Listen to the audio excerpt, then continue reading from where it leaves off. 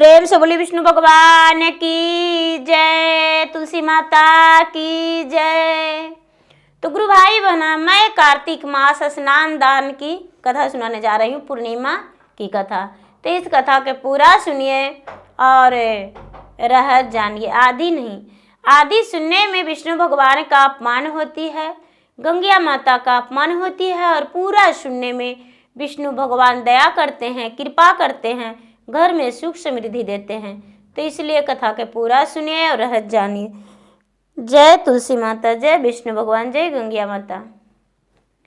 गुरु भाई बहना, एक गांव में एक माली रहते थे और एक मालिन। मालिन जो थी और माली दोनों बगीचे में लगाते थे और बगीचे से फूल तोड़ते थे और फूल से अपना रोजी रोटी बिजनेस करते थे। दीदी, माली और मालिन का पूरा गृहस्थी वही फूल से था। प्रतिदिन फूल को पटवन करते थे, उसे कोड़ते थे और उसमें से फूल तोड़कर और बाजार ले जाकर बेचते थे और उसी से अपना परवरिश करते थे। लेकिन मालिन जो थी, मालिन प्रतिदिन पहले फूल तोड़कर और थोड़ी सी फूल ले जाके सूर्य भगवान के मंदिर में चढ़ाती थी, विष्णु भगवान के मंदिर में चढ़ाती थी, उसके बाद बाजार लेकर जाती थी। और कार्तिक मास जब आता था दीदी, तो सुबह में उठकर मालिन जो थी, मालिन प्रतिदिन वो 5 हार गूंथती थी। सुबह में ही गूंथकर 3 बजे जाग जाती थी, जाग के और दतवन करके क्रियाकर्म से निवृत्त होके अपने पति को कहती थी, जाइए बगीचे से फूल ले आइए। उसके पति फुलवारी से फूल लाने जाते थे दीदी, और फूल लाकर और माला गूंथ दिया करते थे। और जो मालिन थी, मालिन स्नान करके कुएं पे स्नान करती थी। नदी उनका दूर पड़ता था। कुएं पे स्नान करती थी, बाल्टी से पानी निकालकर, और स्नान करके और एक माला तुलसी में पहनाती थी। तुलसी माता के गले में एक माला पहनाती थी और 2 दीपक जलाती थी।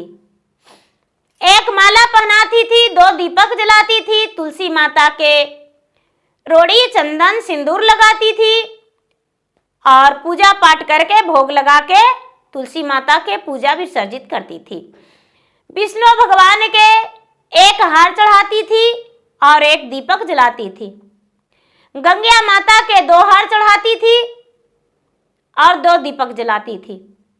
एक हार शंकर भगवान के मंदिर में चढ़ाती थी, कुछ फूल सूर्य भगवान के मंदिर में चढ़ाती थी। प्रति वर्ष कार्तिक मास में यही करती थी। धीरे धीरे माली और मालिन का खुशहाली जीवन बीत रहा था। उनके जीवन में कोई कमी नहीं था। समय बीतता गया दीदी, बीतता गया, और मालिन का ओद्र से एक पुत्र जन्म लिया। माली और मालिन दोनों बड़े खुश हो गए कि चलो मेरा एक बेटा हो गया। और उस बच्चे को देखकर उनका तो फूल ही नहीं समा रहा था, बड़े खुश थे। धीरे धीरे समय बीतता गया, समय बीतता गया, और 4 से 5 साल के अंतराल में फिर से मालिन का ओद्र से एक पुत्र जन्म लिया। मालिन अपने जीवन में बड़ी खुश थी कि मेरा 2 पुत्र हो गया। अब दीदी धीरे धीरे धीरे धीरे समय बीतने लगा और मालिन का दोनों बेटा बड़ा होने लगा। बड़ा होते होते दीदी शादी का योग हो गया। मालिन जो थी, मालिन बेचारी सारा दिन पूजा पाठ करते रह गई, कार्तिक स्नान करते रह गई, और पूर्णिमा के दिन दीदी वो गंगा के घाट पर मालिन जाती थी और गंगा के घाट पर जाके 8 माला लेती, गुथती थी और 8 माला गंगा के घाट पर चढ़ाती थी। गंगा मैया के वहां स्थान देती थी, बनाती थी घाट पे, और बनाकर और माला पहराती थी, फूल चढ़ाती थी, दीपक जलाती थी, कुछ अन्य, कुछ पैसे, कुछ वस्त्र भी मालिन दान करती थी। और सूर्य भगवान के मंदिर का भी पूजा करते रहती थी। महादेव का पूजा करती थी, विष्णु भगवान का करती थी। दीदी पूर्णिमा के दिन उसका डाली भर फूल खत्म हो जाता था। धीरे धीरे समय बीतते बीतते माली का बड़ा बेटा का ब्याह हो गया और बड़ी बहू आ गई। जब बड़ी बहू आ गई दीदी, तो मालिन तो सारा दिन पूजा करते आ रही थी, तो कैसे पूजा पाठ छोड़ देती। तो ऐसे तो पूजा प्रतिदिन करती थी, लेकिन जब कार्तिक मास आया तो कार्तिक मास में सुबह सुबह जागकर और आंगन में झाड़ू लगा के बहू के नहीं जगाती थी। भाई बहू गुस्सा करेगी कि मुझे सास इतना सवेरे जगा देती है, अपने पूजा पाठ करती है तो हमें जगा देती है। खुद का अपने से झाड़ू लगाकर और स्नान करके और तुलसी पूजा करके, विष्णु भगवान का पूजा करके, शंकर भगवान के पूजा करके, सूर्य मंदिर जाके और उसके बाद बाजार ले जाने के लिए माला गुथना शुरू करती थी। पूरे कार्तिक देखते रह गई बहू, बड़ी बहू, और गुस्से से आग बबूला होते रह गई। जब पूर्णिमा का दिन आया तो माली जो थे, माली फूल का गजरा बनाकर, अपने यहाँ फूल का माला बनाकर और अपने ही हाथों से अपने पत्नी को दिए। लो 5 माला 5 गजला पहना दो तुलसी माता के। पूर्णिमा का दिन है, एकादशी का दिन भी 5 माला पहना दिए, तो पूर्णिमा का दिन भी 5 माला पहनाना, मेरे तुलसी मैया बहुत अच्छे लगेंगे देखने में। लो ये विष्णु भगवान के गले में डाल देना, लो ये सूर्य भगवान के गले में डाल देना, ये शंकर भगवान के गले में डाल देना, और ये गंगा के घाट का पूजा कर देना और गंगा माता को हार पहना देना। अब ये सब और छुट्टे फूल भी चढ़ाने के लिए उसके पति पूरा 1 डाला फूल खत्म कर दिए। अब दीदी उसका बड़ी बहू को देख के नहीं रहा जा रहा था, देख के नहीं रहा जा रहा था। तो बड़ी बहू 1 वर्ष कुछ नहीं बोली, मन ही मन वो क्रोधित थी और सोचती थी कि सास मेरा सारा फूल पूजा पाठ में बर्बाद कर देती है, तो आगे दिन मेरा क्या होगा। बस वो जलस होते रहती थी। धीरे धीरे 1 वर्ष 2 वर्ष बीता, 3 वर्ष बीता, तो अपने पति से कहती है, ए जी आपको कुछ दिखाई देता है कि नहीं। उसका पति बोले, माली का बड़ा बेटा क्या हुआ। अरे आपका माँ तो अजीब है, आपकी माता तो घर उड़नी है, घर बर्बाद करके धर देंगे। 1 डाला फूल खत्म करते हैं प्रतिदिन, माला गूंथ के तुलसी में पहनाते हैं, माला गूंथ के शंकर भगवान के पहनाते हैं, माला गूंथ के विष्णु भगवान के पहनाते हैं। ये कहाँ के रीति रवैया है जी।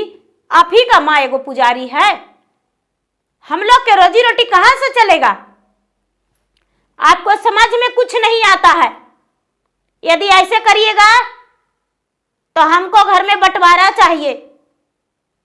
माली का बड़ा बेटा कहते हैं कि अरे पागल, तुम्हें समझ में नहीं आता। मेरा माँ तो सारा दिन पूजा पाठ करते आई है, सारा दिन फूलों का हार भगवान को चढ़ाते आई है, गले में पहनाती है, और तुम क्या करती हो। मेरे माँ के बारे में इतना शिकायत करती हो, तुम्हें समझ में नहीं आता है। नहीं, हम ऐसा नहीं होने देंगे जो माँ से हम बंटवारा करेंगे। अरे छोटा भाई का तो मेरा ब्याह भी नहीं हुआ है और तुम ऐसे कहती हो। नहीं, मुझसे ये सब नहीं होगा। अब तो पत्नी गुस्से के मारे अंगार बनी हुई रहती थी। धीरे धीरे धीरे धीरे समय बीतता गया। कार्तिक मास फिर आया। अब जो बहू थी कार्तिक मास में तो खाना बनाना भी अपने सास पर ही छोड़ दी, सास पर छोड़ दी। शाम में सारा फूल ला के धर देती थी अपना कमरा में और माला गूंथ के अपना रेडी रखती थी कि बाजार हम जाएंगे, मेरे सास और ससुर जी नहीं जाएंगे, हम जाएंगे बाजार बेचने। फिर भी माली जाते थे बाजार, बाग में, बगीचे में, फुलवारी में, तो उनका फूल कम नहीं पड़ता था। दीदी वो जाते थे तो फिर से फूल लहा पूरा सुंदर सुंदर फूल खिला हुआ रहता था और माली भोर में लाकर अपने पत्नी को दे दिया करते थे। अब फिर से माली का बहू नाराज रहती थी कि अरे हम तो एक एक कली तक तोड़ लिए थे, फिर भी मेरा सासू माँ का फूल कहाँ से मिल गया। मेरा सासू माँ फिर से माला गुथ के चढ़ा दी। पूरा महीना वो बस यही चिंतित रह गई कि मैं तो बगीचे में अपना जान भर फूल नहीं छोड़ती हूँ, फिर भी फूल कहाँ से आ जाता है। पूरा महीना बीत गया, लेकिन मालिन पूजा पाठ दान पुण्य करना नहीं छोड़ी। मालिन को थोड़ा सा भी एहसास नहीं आया कि मेरे कारण मेरा बहू बाजार जाती है। मालिन को तो कहा गया कि माँ जी आप कार्तिक स्नान करते हैं तो आप बाजार में मत जाइए, आप घर का काज कीजिए, घर में खाना बनाइए और घर ही में रहिए, हम आपके बदले बाजार कर लेंगे। मालिन तो बेचारी बुढ़िया खुश थी कि चलो मेरा बहू अच्छी है। धीरे धीरे समय बीता दीदी, और मराली और मालिन दोनों मिलकर छोटा बेटा के भी ब्याह कर दिए। छोटा बेटा को भी ब्याह कर दिए दीदी, और छोटी बहू आ गई। जब छोटी बहू आ गई तो बिल्कुल अपने सास जैसी पुजारी भक्ति थी। छोटी बहू अपने सास की तरह पूजा पाठ करती थी। अब जितना सास पूजा पाठ करती थी उतना ही बहू भी। बड़ी वाली बहू को लगने लगा कि हे भगवान, इन लोगों के साथ में रह के तो मेरा सारा धन नष्ट हो जाएगा। मेरा छोटा वाला देवर जाता है फूल तोड़ने तो फूल बगीचे में गिरा देता है। मेरा ससुर जो है फूल तोड़ कर लाते हैं तो उन तो माला अपना पत्नियों को गुथ के देने में रह जाते हैं, अपना बहू के गुथ के देते हैं। इन लोग के साथ रहना मेरा बहुत गलत है। अब तो खटवास पटवास ले ली दीदी कि बाप रे, ये लोग रोज डाला भर फूले खत्म कर देता है, और कार्तिक मास में तो कहना ही नहीं, इन लोग तो सब फूल खत्म कर देता है, इसलिए इन लोग के साथ हम नहीं रहेंगे। और खटवास पटवास बड़ी वाली बहू ले ली दीदी, और अपना पति से बोली कि देखिए यदि बंटवारा करना है घर में तो कर दीजिए, और नहीं बंटवारा करना है तो हम अपना मैके चले जाएंगे, या तो आपके दहलीज पर अपना गले में फांसी का फंदे लगाकर और मर जाएंगे। दीदी ऐसा बात सुनकर माली का बड़ा बेटा घबरा गए और अपने माँ के पास गए। माँ के पास जाकर कहते हैं कि माँ तुम्हारा बहू बंटवारा करने को लिए कह रही है कि माँ इतना पूजा पाठ करते हैं तो दोनों पूजा पाठ में लगे हुए रहते हैं, और हम जो हैं दिन भर घर का काम करते हैं, इसलिए हमें बंटवारा चाहिए। उन लोग पूजा दिन करे या रात करे, हमको जरूरत नहीं है। दीदी ये बात सुनकर जो मालिन थी, मालिन बोली कि बेटा इसमें दुख की कोई बात नहीं, अरे जीवन में तो एक दिन ऐसा होना ही था, तो कोई बात नहीं बेटा, जब बहू का यही मर्जी है तो तुम लोग खुश रहो बेटा और बंटवारा कर लो। जब बंटवारा किया गया दीदी तो आधा फुलवारी बड़ा बेटा को पड़ा और आधा फुलवारी छोटा को। बड़ा बेटा बोला कि इसमें माँ का हिस्सा और पिताजी का हिस्सा नहीं लगेगा, क्योंकि अपना हिस्सा का तो सारा फूल वो माँ का पूजा पाठ में खत्म कर दिए हैं, तो भला माँ के पूजा पाठ में वो खत्म कर दिए तो कैसे उनका हम हिस्सा देंगे, इसलिए हम हिस्सा नहीं देंगे। दीदी बाप और माता का नहीं लगा, पिताजी को और माताजी को हिस्सा नहीं लगा, खाली बस दोनों भाई का आधा आधा फुलवारी बगीचा था आधा आधा हिस्सा लग गया, आधा घर हिस्सा लग गया। छोटा वाला बेटा जो था, जो माली के बोला कि देखिए पिताजी आप चिंता मत कीजिए, आपके लिए मैं हूं और आप मेरे लिए हैं, आप मेरे कमाई खाएंगे और मेरे हिस्से में ही रहेंगे। अब माली और मालिन दीदी छोटे बेटा की तरफ रहने लगे। छोटा बेटा, छोटी बहू और बड़े वाले के तो कई बच्चे भी हो गए थे दीदी, एक दो बच्चे भी थे, छोटा वाला का बच्चा नहीं था। छोटा वाला के बच्चा नहीं था दीदी, क्योंकि छोटी वाली जो थी नई नवेली थी, दुल्हन थी, ज्यादा दिन उसका ब्याह का नहीं हुआ था, साल 6 महीने हुआ था, तो इसलिए उसका संतान नहीं था। अब दोनों में बंटवारा हो गया दीदी, और बंटवारा हो जाने के बाद दोनों कुशल अपने घर में रहने लगे। धीरे धीरे समय बीतने लगा। छोटी वाली का भी एक लड़का हो गया दीदी। समय बीतते बीतते 3 से 4 साल के अंतराल में फिर से एक संतान हो गया। छोटी वाली जो थी बड़ी खुश थी अपने जीवन में। इसका घर में तो लग रहा था दिन दोगुना रात चौगुना आमद था, घर में बढ़ंती था, चारों कोना लक्ष्मी माता विराजमान थे। और बड़ी वाली के घर में खाने और पहनने के लिए तरस था। उनके घर में तो खाने और पहनने के लिए भी सोचना पड़ रहा था। सारे लोग कह रहे थे कि अरे भाई, एक ही माता के दोनों बेटा हो, और जहां तक के कि माता पिता का तुम लोग ने तो हिस्सा भी नहीं दिया है।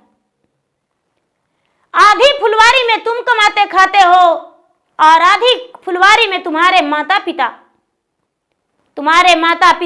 तुम्हारा भाई, सारा परिवार उसी में खुशहाली है, और उनका घर में तो औरों से और हो रहा है, और तुम्हारे तो खाने और पहनने का भी तरस हो रहा है। आखिर क्या कारण है? माली का जो बड़ा बेटा था वो सबसे बताया कि देखिए, कारण यही है कि मेरा पत्नी कोई पूजा पाठ नहीं करती है, और वो लोग पूजा पाठ करते हैं तो सारा फूल तो आधा से ज्यादा भगवान पर चढ़ाते हैं, और मेरा पत्नी यही सब देखकर जलस हुआ करती थी, और जलस होकर और मेरा पत्नी घर में बंटवारा कर दी, इसीलिए मेरा ये हाल हुआ है। सारा लोग कहने लगे तो अरे अभी भी तो कुछ करो जिसमें जीवन में तरक्की आ जाता। कहते हैं कि क्या कहें, मेरा भाई भी फूल तोड़ने जाता है तो 2 फूल 4 फूल रोज प्रतिदिन फुलवारी में गिरा देता है। यही सब देख के हमको पत्नी के रहा नहीं जाता है, और हमको पिताजी भी हैं 2-4 फूल गिरा देते हैं, और मेरा पत्नी जो है गिरा हुआ फूल भी उठा लेती है, हमें भी नहीं गिराने देती है। आधा बगीचा में देखिए उसको जाके कितना फूल गिरा रहता है, मेरा बगीचा में नहीं रहता है।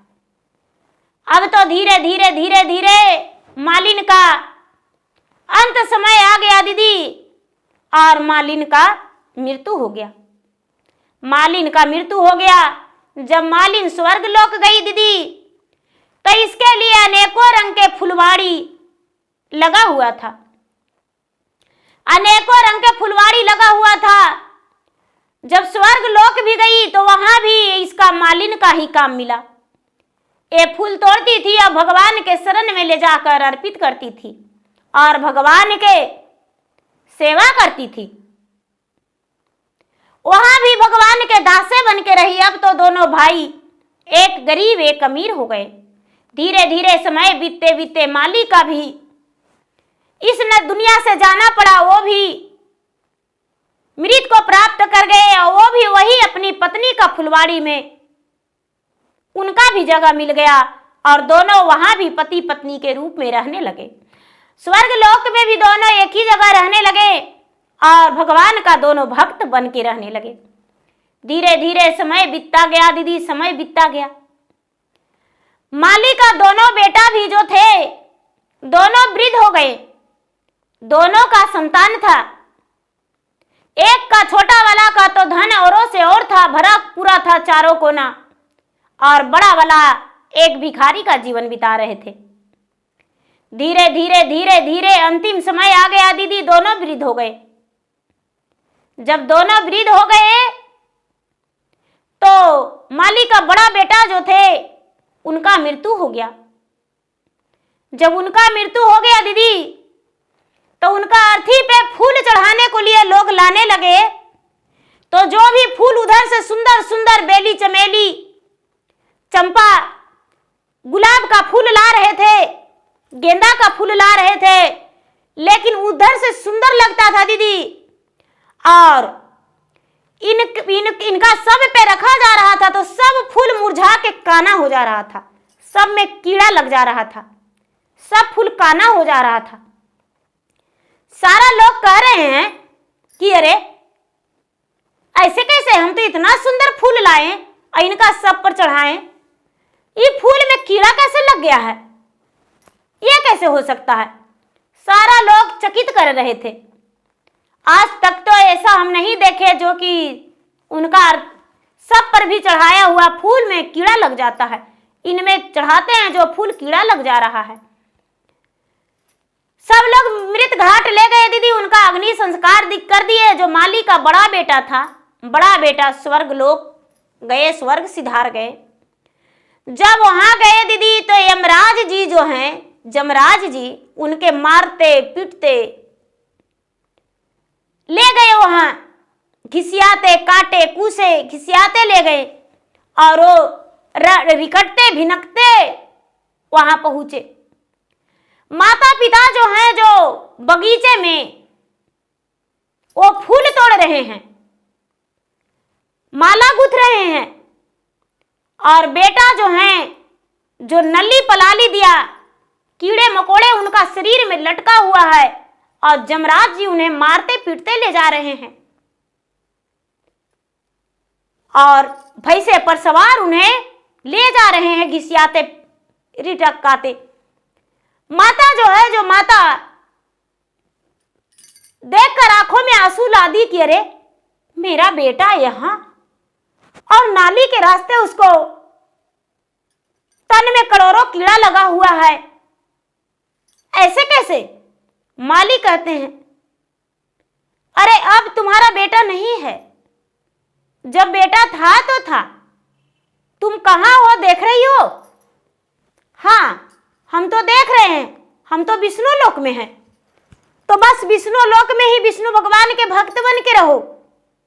याद है तुम्हारा यही बेटा तुम्हारा फूल के कारण घर में बंटवारा कर लिया था, और बोला था कि माँ तू बड़ी दान पुण्य करती हो, और इतना दान पुण्य करेगी तो मेरा घर में धन नहीं रहेगा।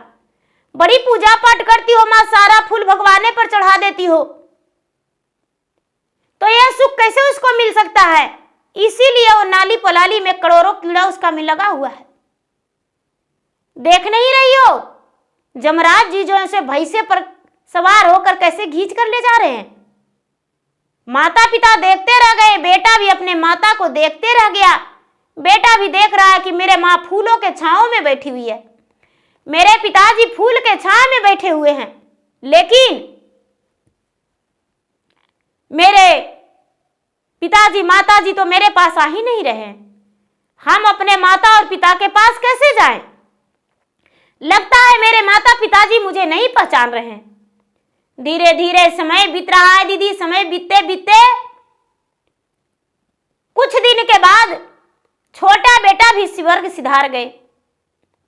जब छोटा बेटा स्वर्ग सिधारे दीदी, उनका मृत्यु हुआ तो उनका सब पर ले जाके लोग सजा रहे हैं। एक फूल तो 101 फूल का माला हो रहा है। उनका पूरा सब में पूरा फूल का सेज जैसे सज गया है। उनका पूरा गह्वर छाया हुआ है, खूब सुंदर सा फूल बिछावन हो गया। सारा लोग कह रहे हैं कि अरे आखिर क्या है, इस पे एक फूल देते हैं तो 101 फूल बन जाता है, पूरा धमधम धमधम धमक रहा है, इसका तो अजीब है। सब लोग तारीफ कर रहे थे। ले जाकर दीदी उनका भी सबका अग्नि संस्कार कर दिए। उनका प्राण पखेरु जो था, प्राण पखेरु को भगवान विष्णु खुद स्वयं उसे लेकर गए। खुद उसे विष्णु जी लेकर गए दीदी विष्णु लोक। तो विष्णु लोक गए तो उनका तो हजारों फुलवारियां लगा हुआ है। उनका बेटा का हजारों फुलवारियां लगा हुआ है दीदी, और उनका फूल तोड़ने वाला नौकर चाकर हजारों लगे हुए हैं। माला गुथने वाले हजारों लगे हुए हैं। इनका जब प्राण पखेरु जो था, आत्मा था, विष्णु लोक गया तो फुलवारी में जब गए तो देखते हैं कि इतना मेरा हजारों फुलवाड़ियां लगा हुआ है। इनको लगने लगा कि अरे मेरे माता पिता का भी फुलवाड़ी लगा हुआ है, फूलों के छांव में बैठते हैं और मेरा भी हजारों फुलवाड़ियां हैं, लेकिन मेरे भैया तो और भाभी मेरा नजर में नहीं है। आखिर वो कहाँ है? मेरा पत्नी भी मेरा फुलवाड़ी में पहले से बैठी है और उसी फुलवाड़ी में मेरा भी जगह है और मेरा तो नौकर चाकर का कोई ठिकाने नहीं कितना है। भगवान का मंदिर है, अब उसमें रोज पूजा पाठ करते थे, ले जाकर दाय दासिया माला फूल गूंथ के दिया करते थे बेटा बहू को, माली का छोटा बेटा के। अब भैया और भाभी उसे दिखाई नहीं दे रहे थे तो एक दिन विष्णु भगवान के पास उनका मरे हुए आत्मा दीदी विष्णु भगवान के पास गया और जाके कहता है कि हे विष्णु भगवान, मेरा पुकार सुन लीजिए। आखिर क्या कारण है? इसी लोक में मेरे माता पिता भी हैं और इसी लोक में मेरा पत्नी भी है, इसी लोक में मैं भी हूं, लेकिन मेरा बड़े भैया और मेरा बड़े भाभी। विष्णु भगवान कहते हैं कि अपना नजरिया उठाकर देखो, अपना नजरिया उठाकर देखो, वो कहाँ है? विष्णु भगवान तुरंत दिखा दिए। माली का छोटा बेटा जब देखते हैं तो देखते हैं कि नल्ली में डूबा है उनका शरीर, उनका भैया और भाभी दोनों का नल्ली में डूबा है शरीर और उनको में तो लाखों कीड़ा लगा हुआ है, पुछैया पिल्लू लगा हुआ है, कीड़ा नोच नोच के खा रहा है और वो चिल्ला रहे हैं। विष्णु भगवान से माली का छोटा बेटा कहते हैं कि हे महाराज, आखिर ये सब कैसे हो गया? एक ही माता, एक ही पिता, एक ही घर, एक ही रोजी रोटी, ये सब कैसे हो गया? विष्णु भगवान कहते हैं कि तुम नहीं जानते हो, तुम्हारा पत्नी और तुम्हारे माता कार्तिक स्नान किया करती थी और पूर्णिमा के दिन बहुत दान पुण्य करती थी और वही दान पुण्य में तुम्हारा पिता भी कभी आंख नहीं दिखाए, जहां तक के कि दान पुण्य में उन्होंने भी मदद किया और तूने भी अपने पत्नी को कभी नहीं डांटा और जहां तक के कि तुम्हारा बाग में जो फूल गिर जाता था वो फूल का फुलवाड़ी यहां लगा हुआ है, इसलिए तुम्हारा हजारों फुलवाड़ी है, तूने कभी फूल को उठाया नहीं और तुम्हारा भाई कभी एक फूल फुलवाड़ी में नहीं छोड़ा है, इसीलिए तुम्हारा भाई का नरकवास मिला है, नरक में है। और देखो नरक में वो कितना कष्ट में है। ये बात सुनकर माली का छोटा बेटा का आंखों से आंसू आने लगा और कहने लगा कि हे भगवान, आप अच्छे से देखिए, मेरा भाई के लिए भी एक फुलवाड़ी जरूर होगा, जरूर होगा, मेरा भाई का देखिए। विष्णु भगवान पूरा उनका बही खाता देखने लगे तो देखते हैं कि जीवन में एक मुट्ठी भी अन्न नहीं दान था, एक पैसा भी नहीं दान था, नहीं एक सूता दान था, नहीं हाथ से एक कहीं देवी स्थल पे देवता के स्थान पे दीप दान था और नहीं दीप जला था दोनों के हाथ से। देखते देखते देखते देखते देखते देखते हैं कि कभी बचपना में उनका हाथ से एक फूल छूट गया था, एक फूल छूट गया था, वो फूल काना था और वो फूल नाली में गिर गया था दीदी, वो फूल नाली में गिर गया था और एक फूल का एक पेड़ फूल का जन्म लिया, बेली का फूल, एक फूल जन्म लिया, उसमें सारा फूल कान कान फुला रहा था। उनका हाथ से कोई दान पुण्य नहीं किया था, कुछ नहीं था। विष्णु भगवान कहते हैं कि देखो तुम्हारा भाई का हाथ से एक फूल का पौधा है, उसमें भी काना फूल है, वो उससे कैसे गुजर कर सकता है। लेकिन तुम्हारा भाभी का जीवन में एक अन्न दान नहीं है, एक वस्त्र दान नहीं है।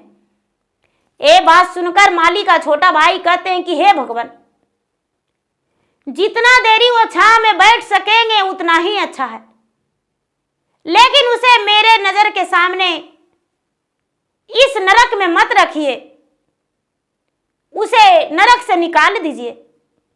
छोटे भाई विष्णु भगवान से कह के उसे नरक से निकलवा दिए। उनका करोड़ों कीड़ा जो शरीर में लगा था वो निकल गया। अब फूल में फूल के छांव में बैठ गए। भाई पर नजर पड़ा तो कहते हैं भाई तुम्हारा तो हजारों फुलवारी है, पर मेरा एक काना फूल का फुलवारी है, एक पौधा का फुलवारी कहाँ रहेगा। छोटा भाई कहते हैं कि भैया जब मेरा हाथों से फूल गिरता था तो आप मुझे चाटे लगा दिया करता था और बोलता था कि क्या तेरे हाथ में जान नहीं जो फूल गिरा देता है। लेकिन भैया आपने तो गिरा हुआ फूल भी उठाकर और डाली में भर लेते थे, और आप मेरा गिरा हुआ फूल उठाने को कहते थे तो एक फूल हम और गिरा दिया करते थे। इसीलिए भैया मेरा हाथ का हजारों फुलवारियां लगा हुआ है और आपका हाथ का एक भी फुलवारी नहीं। यही फर्क है भैया, जब मेरा पत्नी पूजा पाठ करती थी तो आपका पत्नी जलस होती थी, और आप यही में बंटवारा कर दिए। पत्नी का किया धरा पति का मिलता है भैया। मेरा पत्नी पूजा पाठ देवाय धर्माय दीप दान सब करती थी। पूर्णिमा के दिन मेरा पत्नी 108 दीप दान करती थी, और वही दीप दान का पुण्य है कि मेरा बगीचा उजियाला है, हरा भरा है भैया। और आपका पत्नी कोई पूजा पाठ नहीं करती थी, तो आपका जीवन में कोई उजियाला नहीं है, कोई खुशहाल नहीं है। बड़े भाई कहते हैं कि भाई मुझे भगवान से मिला दो, हम भगवान से कह के फिर से वापस जाएंगे पृथ्वी पर, और फिर से हम दान पुण्य करेंगे, और दान पुण्य करके और हम यही लोक में फिर से वापस आ जाएंगे। छोटा भाई विष्णु भगवान के पास गया और अर्जू किया। भगवान कहते हैं कि अरे जब तुम्हारा शरीर था पृथ्वी पे एक अच्छा कर्म करने के लिए, तब तूने तो कुछ किया ही नहीं, और जब तुम्हारा शरीर अपना शरीर को त्याग कर दिया है, आत्मा त्याग कर दिया है शरीर को, तुम्हारा बस में नहीं, तुम्हारा काया को जला दिया गया है, तब तुम कह रहे हो हम वापस जाएंगे। ये भी तुम्हारा पता है कि तुम्हारा मृत्यु का कितना दिन हो गया, 10 वर्ष हो गया है। माली का बड़ा बेटा कहता है भगवान तो अब कोई उपाय नहीं, अब तुम्हें नरक भुगतना ही पड़ेगा। तुम्हें यहां पर भी फूल के छांव में नहीं रह पाओगे, तुम्हें दोपहर बरसात सब कुछ यही सब बिताना पड़ेगा यही। बड़ा भाई जो था, बड़ा भाई का नरक ही रह गया दीदी, और छोटा भाई का तो यहां से भी ज्यादा वहां ऐशो आराम का जिंदगी बीता, और वो भी अच्छे से रहे। छोटा भाई के जो बच्चे थे वो भी पृथ्वी पर बड़े अच्छे से खुशहाली जीवन बिता रहे थे। बड़े भाई का जो बच्चे थे बड़े दुखी जीवन बिता रहे थे। माता पिता का किया धरा बच्चे को भी मिलते हैं, और बच्चे भी सुखी जीवन बिताते हैं। तो गुरु भाई बहना, मेरा विनती यही है कि यदि दान पुण्य थोड़ा सा भी है तो उसमें से भी आप एक रोटी बनाए हैं तो कोई बात नहीं, आधा नहीं, थोड़ी सी आप उसमें से दान कर दीजिए, लेकिन दूसरे को दीजिए। रोज नहीं, कभी कभी भी, लेकिन दीजिए। कोई भिखारी को भिक्षा देने से मत रोकिए। कहीं भी रास्ते में जाते हैं, कहीं भी जाते हैं, कोई भूखा है तो उसे खाना खिला दीजिए। आपके द्वार पर भी भूखा कोई व्यक्ति आता है तो उसे खाना खिला दीजिए। महंगा नहीं तो किसी प्रकार के भी वस्त्र दान कीजिए। जो भिखारी है उनका तन ढकने के लिए वस्त्र नहीं है तो उसका तन को ढक दीजिए। तो गुरु भाई बहना, मेरा वीडियो अच्छा लगे तो मेरा वीडियो को लाइक करें, शेयर करें। चैनल पर यदि नए हैं तो चैनल का सब्सक्राइब करें। बेल आइकन घंटी को दबाएं, जो कि मेरा वीडियो का नोटिफिकेशन सबसे पहले आपके पास जाए और आप मेरा वीडियो को सुन सके, देख सके। कमेंट बॉक्स में जय विष्णु भगवान, जय गंगा माता, जय तुलसी माता जरूर लिखें। धन्यवाद।